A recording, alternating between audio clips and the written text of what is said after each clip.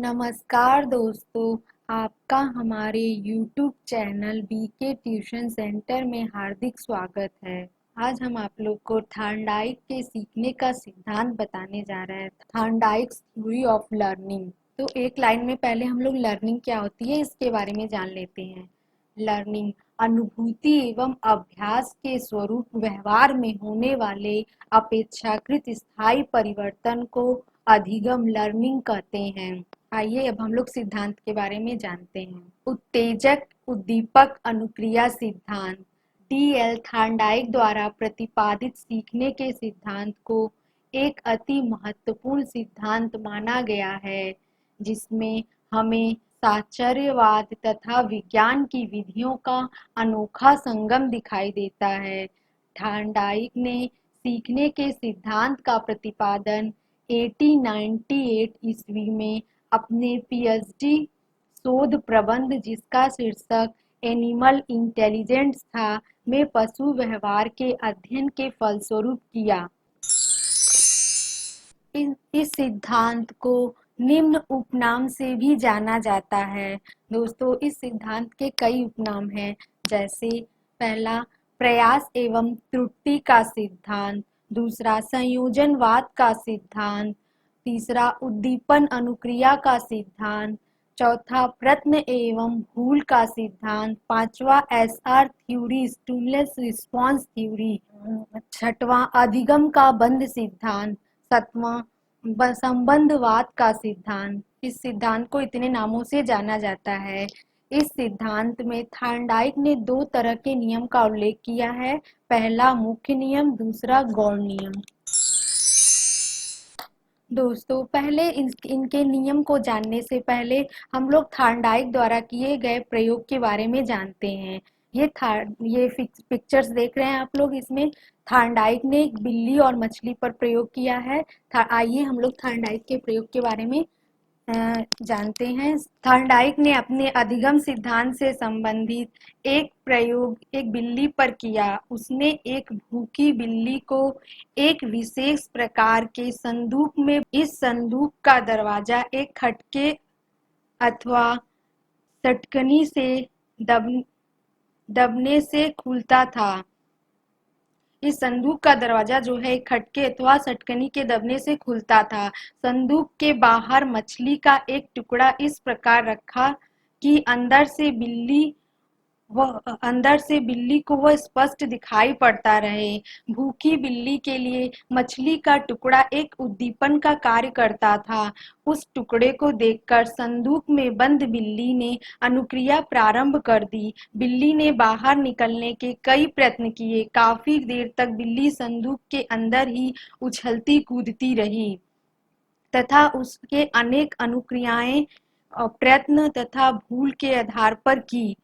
उसने कई बार प्रयास किए और प्रयत्न भी किए और कई त्रुटियां और भूल भी की मछली को प्राप्त करने के लिए। एक बार संयोगवश बिल्ली का पंजा संदूक के दरवाजे पर पड़ा और वह खुल गया। बिल्ली के बाहर रखा हुआ मछली का टुकड़ा खा लिया।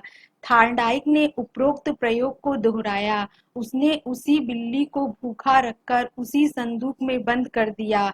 बिल्ली ने फिर पहले जैसे अनुक्रिया प्रारंभ की तथा संयोगवश उसका पंजा फिर संदूक के दरवाजे पर पड़ा और वह बाहर निकलकर मछली का टुकड़ा पाने में कामयाब हो गई। इसी प्रकार थॉर्नडाइक ने इस प्रयोग को कई बार दोहराया।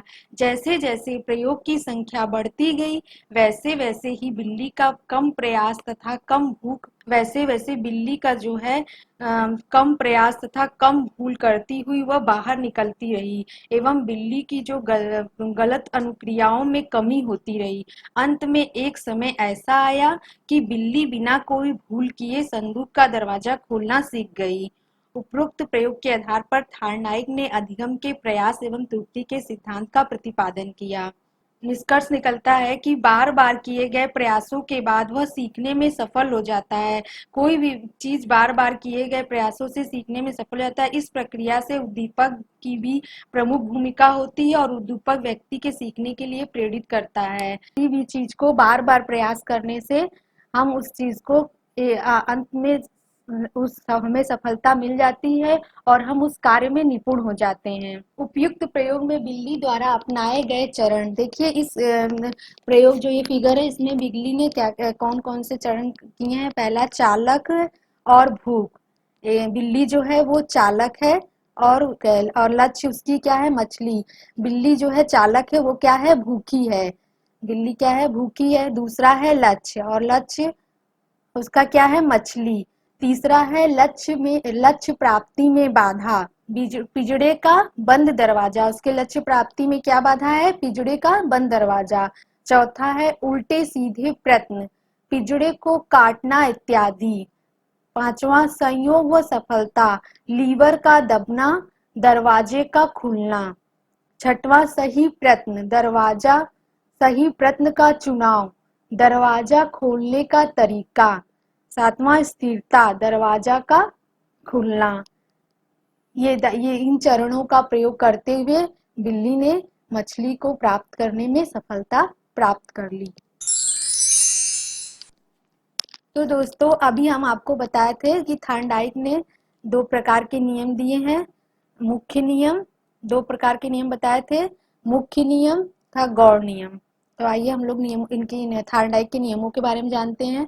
थॉर्नडाइक के अधिगम्य के 3 मुख्य नियम है। पहला तत्परता का नियम, दूसरा अभ्यास का नियम, तीसरा प्रभाव का नियम। तत्परता का नियम, बालक किसी कार्य को सीखने के लिए तैयार या तत्पर होते हैं तो उसे शीघ्र सीख लेते हैं। किसी समस्या को हल करने के लिए प्रयत्नशील होना तत्परता कहलाती है। जैसे एग्जाम्पल में अगर हम एक घोड़े को तालाब तक तो ले जा सकते हैं, लेकिन उसे पानी पीने के लिए बाध्य नहीं कर सकते जब तक कि वह स्वयं पानी पीने के लिए तत्पर न हो। दूसरा अभ्यास का नियम, जब बालक किसी कार्य का बारंबार अभ्यास करते हैं तब वे उस कार्य में पारंगत हो जाते हैं। यदि अभ्यास न किया जाए तो वह गतिविधि शीघ्र ही क्षीण हो जाती है। इस नियम को उपयोग का नियम भी कहते हैं। जैसे करत करत अभ्यास के जड़मति होत सुजान, रसरी आवत जात ते सिल पर पड़त निशान। अर्थात किसी का काम का बार बार अभ्यास करने से हम उस कार्य में सफलता या श्रेष्ठ हो जाते हैं। तीसरा प्रभाव का नियम, प्रायः हम उस कार्य को ज्यादा अच्छे से करना चाहते हैं जिसका परिणाम हमारे लिए हितकर हो एवं जिससे हमें सुख एवं संतोष मिले। यदि किसी कार्य को करने में व्यक्ति को कष्ट होता है तो वह उस कार्य को नहीं सीखता और किसी कार्य से दुख का अनुभव होने पर भी वह कार्य नहीं करना चाहता। थॉर्नडाइक के सीखने के सहायक या गौड़ नियम। बहु प्रतिक्रिया का नियम, इस नियम के अनुसार जब प्राणी के सामने कोई परिस्थिति या समस्या उत्पन्न हो जाती है तो उसका समाधान करने के लिए वह अनेक प्रकार की प्रतिक्रियाएं करता है और इन प्रतिक्रियाओं को करने का क्रम तब तक जारी रखता है जब तक कि सही प्रतिक्रिया द्वारा समस्या का समाधान या हल प्राप्त नहीं हो जाता है। प्रयास एवं त्रुटि का सिद्धांत इसी नियम पर आधारित है। मनोवृत्ति का नियम, इस नियम को मानसिक विन्यास का नियम कहते हैं। इस नियम के अनुसार जिस कार्य के प्रति हमारी जैसी अभिवृत्ति या मनोवृत्ति होती है उसी अनुपात में हम उसको सीखते हैं। यदि हम मानसिक रूप से किसी कार्य को करने के लिए तैयार नहीं हैं तो हम उसे करने में असफल हो जाते हैं या अनेक त्रुटियां करते हैं या बहुत विलंब से करते हैं। आंशिक क्रिया का नियम, इस नियम के अनुसार किसी कार्य को छोटे छोटे भागों में विभाजित करने से कार्य सरल और सुविधाजनक बन जाता है। इन भागों को शीघ्रता और सुगमता से करके संपूर्ण कार्य को पूरा किया जाता है। इस नियम पर पूर्ण से अंश की ओर का शिक्षण सिद्धांत आधारित है। सादृश्यता अनुक्रिया का नियम, इस नियम को आत्मीकरण या समानता का नियम भी कहते हैं। यह नियम पूर्व अनुभव पर आधारित है। जब व्यक्ति के सामने कोई नवीन परिस्थिति या समस्या उत्पन्न होती है तो वह उससे मिलती जुलती समस्या का स्मरण करता है जिसका वह पूर्ण रूप में अनुभव कर चुका है। वह नवीन ज्ञान का अपने पूर्व ज्ञान का स्थायी अंग बना लेते हैं। साहचर्य परिवर्तन का नियम। इस नियम के अनुसार उद्दीपक के प्रति होने वाली अनुक्रिया बाद में किसी दूसरे उद्दीपक से भी होने लगती है। दूसरे शब्दों में, पहले कभी की गई क्रिया को उसी के समान दूसरी परिस्थिति में उसी प्रकार से करना, इसमें क्रिया का स्वरूप तो वही रहता है परंतु परिस्थिति में परिवर्तन हो जाता है। फॉर एग्जाम्पल, थार्नडाइक ने पावलोव के शास्त्रीय अनुबंधन को ही साहचर्य परिवर्तन के नियम के रूप में व्यक्त किया है।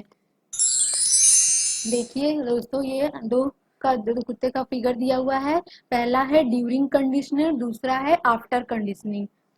तो जो ड्यूरिंग कंडीशनिंग है उसमें क्या है, कुत्ते के सामने भोजन रखा हुआ है या मांस, या जो भी मांस का टुकड़ा या भोजन उसके सामने है, और घंटी की आवाज, जैसे ही उसे घंटी की आवाज सिग्नल सुनाई देती है तो उसके मुंह में लार आना शुरू हो जाता है। लेकिन बट दूसरे आफ्टर कंडीशनिंग में क्या है, आपका घंटी है बट उसके सामने, लेकिन उसके सामने भोजन नहीं है, लेकिन फिर भी उसके उस बार बार उसके साथ ऐसा प्रयास करने की वजह से उसे ये, जैसे ही घंटी बजती है उसे लगता है कि मुझे भोजन मिलेगा और उसे मुंह में लार आना शुरू हो जाता है। प्रयास एवं त्रुटि के सिद्धांत का शैक्षिक महत्व। शिक्षक इस सिद्धांत के द्वारा ही समझते हैं कि बालक विभिन्न कौशलों को सीखने की प्रक्रिया में गलतियां कर सकते हैं। इस सिद्धांत के आधार पर बालकों को सीखने के लिए अभिप्रेरित करने पर जोर दिया जाता है। इस सिद्धांत के आधार पर बार बार के अभ्यास से बालक की आदतों में सुधार किया जा सकता है एवं उसकी गलतियों को कम किया जा सकता है। यह सिद्धांत बताता है कि सीखने हेतु कार्य को दोहराना आवश्यक है। आज हमने थॉर्नडाइक के सिद्धांत के बारे में जाना और समझा। तो आइए अब हम इस सिद्धांत के से संबंधित कुछ प्रश्नों के बारे में चर्चा करते हैं। थॉर्नडाइक के सीखने के सिद्धांत से संबंधित कुछ प्रश्न। थॉर्नडाइक कहाँ के निवासी थे? अमेरिका के। थॉर्नडाइक ने अपना प्रयोग किस पर किया था? बिल्ली पर। थॉर्नडाइक के अधिगम के सिद्धांत को और किस नाम से जानते हैं? उद्दीपक अनुक्रिया का सिद्धांत।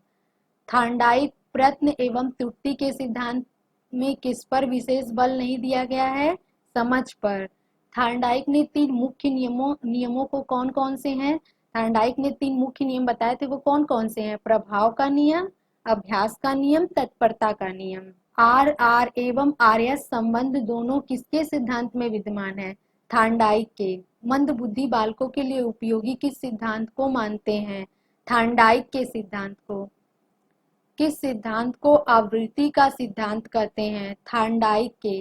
थॉर्नडाइक ने कौन से 2 नियम बतलाए हैं? मुख्य तथा गौण नियम। बुद्धि का बहुकारक सिद्धांत किसका है? थॉर्नडाइक का।